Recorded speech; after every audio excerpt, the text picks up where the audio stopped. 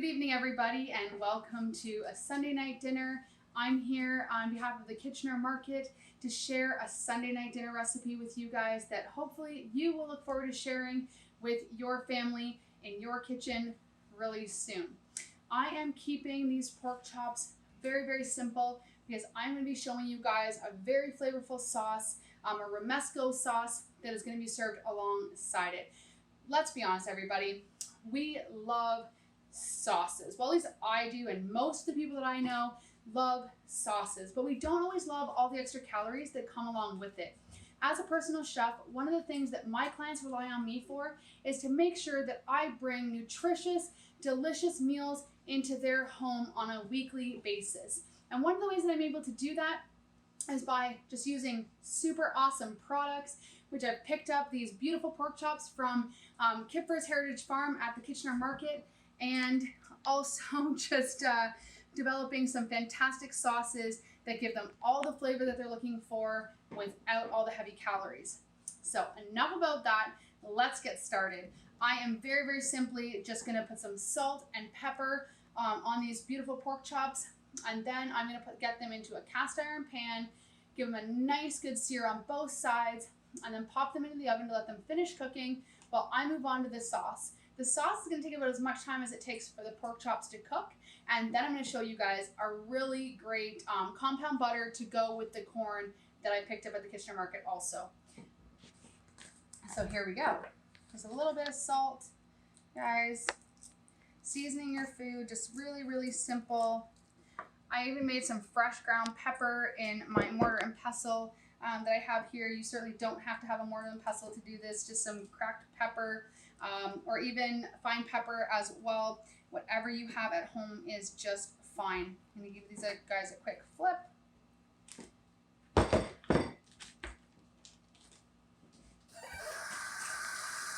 not forget our hands a quick wash. And then season the other side.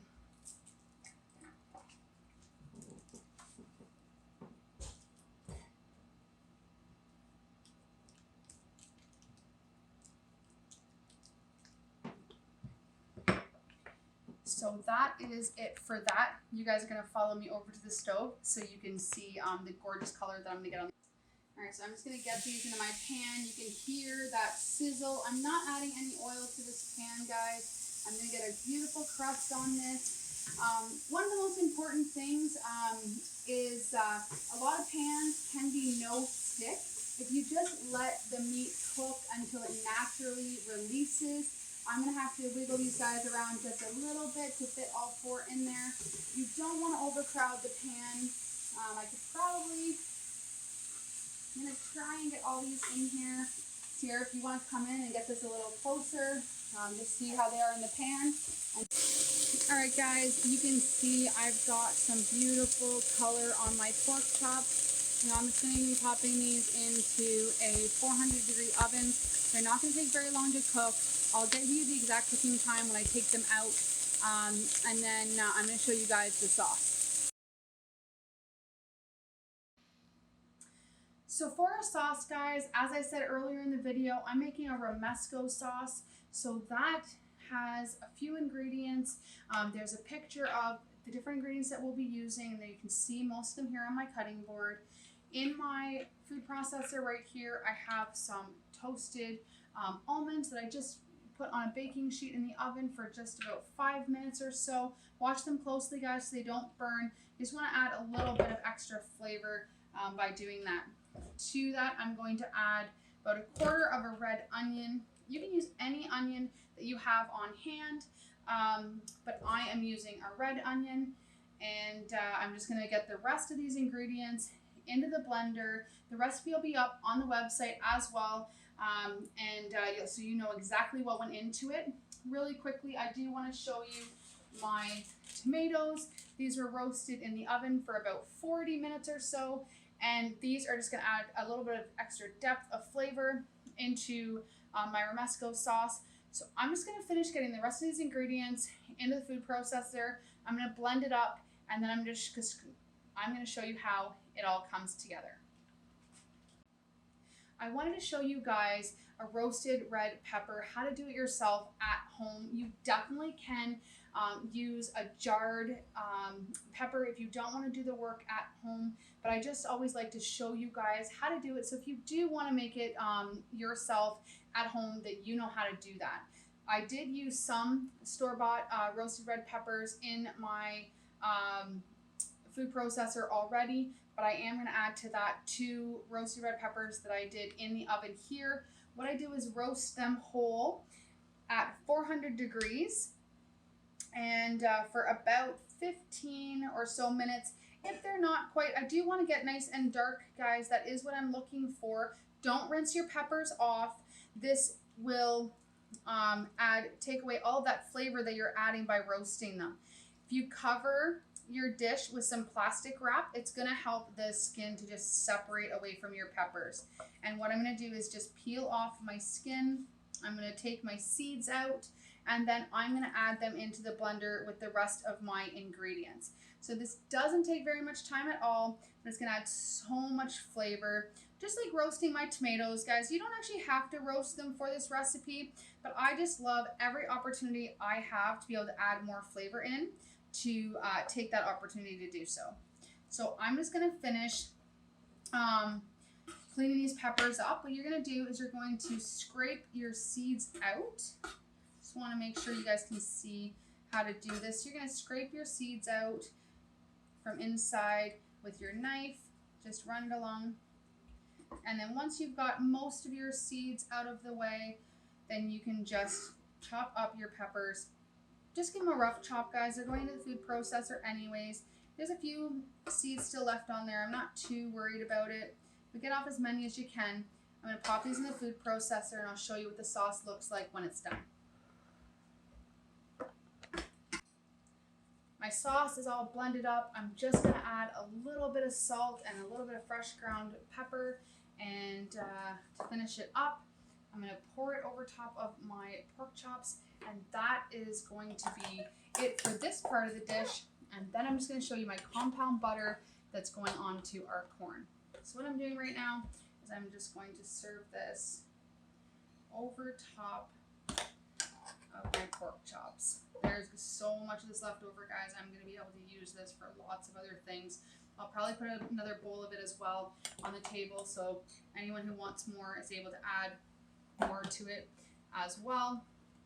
So here is our pork chops. Doesn't that look so good? And everything that we put in there, guys, is just like veggies and herbs and things like that.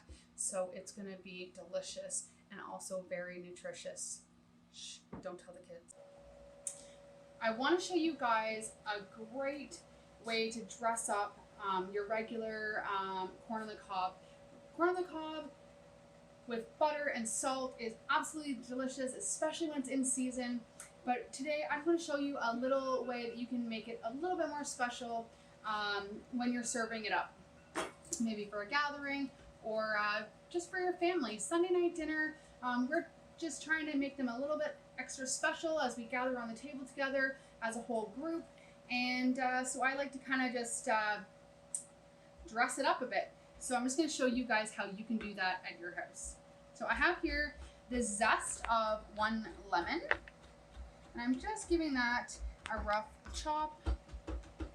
I have a cup of butter already in my bowl here. I'm going to add my lemon zest, a couple cloves of garlic. Again, guys, you know that smash with the side of your knife does half the work for you and just helps that peel to come off really, really easy. And then I'm going to add some parsley to this as well. Once I've done those things, what I'm going to be doing is actually wrapping it up in plastic wrap into a log shape so that I can cut little pads of butter as I want them. So I'm just going to pop that into my freezer, let it firm up once I get all my ingredients in there. And then I'm going to be able to pull it out when I'm ready to serve up my corn. Or you could also use this on steak. There's so many great ways that you can utilize this compound butter on your vegetables. So this is a great little addition to a lot of side dishes. So I'm just gonna give my parsley a quick chop. All right, so I've got all my herbs and garlic mixed in to my butter. And what I'm doing right now is I'm just gonna scrape it out onto some plastic wrap. And I'm just going to roll it up into the shape of a log. And this is gonna allow me to just cut it into pieces whenever I wanna use it. I can put this in the freezer and hold on to that for future things. Today we're gonna be putting it on our corn. And but I can use it for lots of other things, as I mentioned earlier. So all I'm going to do right now is just roll this up. Let it get kind of a nice log shape. You can make it as thin or as thick as you want. I'm going to leave it about like that. This is going to get popped into the fridge, and I'm going to be using this on the corn a little bit later. All right, guys, so here is the corn plated up. You can see that beautiful compound butter has been melted over top of the corn, and I've sprinkled it with some feta as well. I just want to say thank you guys so much for joining me tonight for a Sunday night dinner recipe. As always, the Kitchener Market is open from 7 a.m. to 2 p.m. on Saturdays for all of your fruits and veggies and so many more great products. So if you haven't been out there yet, head out there and check out the vendors. If you need information on the safety protocols that are happening there right now, guys, you can visit the kitchenermarket.ca website. It also has a list of vendors there, as well as all of their safety protocols to make sure you have a great market experience. I'm Chef Nicole, and I've had a great time being in your kitchen tonight. Thank you for coming into mine, and have a great week.